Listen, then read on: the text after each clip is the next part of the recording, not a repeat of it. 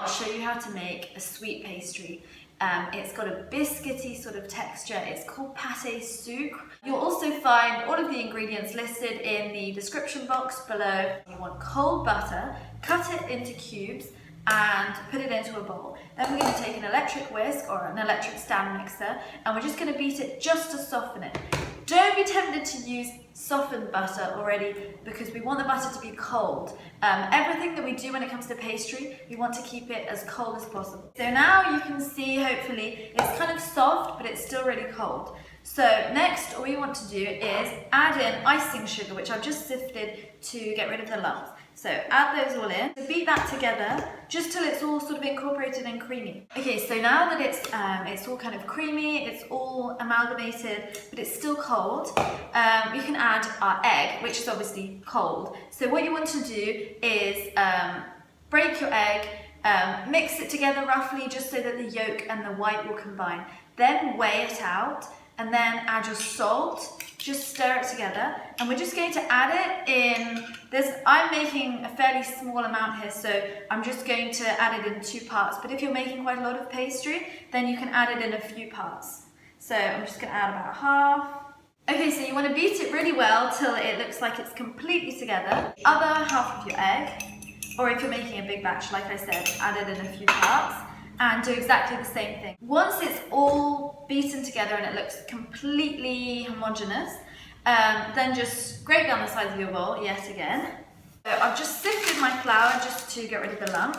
You're just going to add it all in at once. Don't start mixing and beating and trying to get it to form a ball because we want to keep it really cool so that we can have really crunchy, nice pastry. Using a few kind of strokes, just bring it together really roughly. Then just tip it all out onto the counter. Bring the pastry together, but we want to do this kind of as quickly as possible. So what you want to do is compress it from the sides and the top. So compress it and press it down. And then kind of turn it upside down and do the same. We're just going to kind of roll it out into a long sort of sausage shape. In sections, we're just going to smear it across the work surface just because we want to make sure it's completely combined. So take a little bit with the palm of your hand like that and just smear it like that and then just take it off. Next section. So that you're only really doing it to each little part once. Gather it all back up because it should all be perfectly together. If it's not, then you can do that repeat that exact same thing a second time. Just form it into a rough ball. You could spread a little bit of flour if you want to help you. Form it into a ball, flatten it slightly. It should still feel cold. If it's not, don't worry, just next time try to be a little bit quicker and you will naturally become better at it anyway. You always want to let it rest before you use this pastry. Wrap it in cling film and put it into the fridge to rest.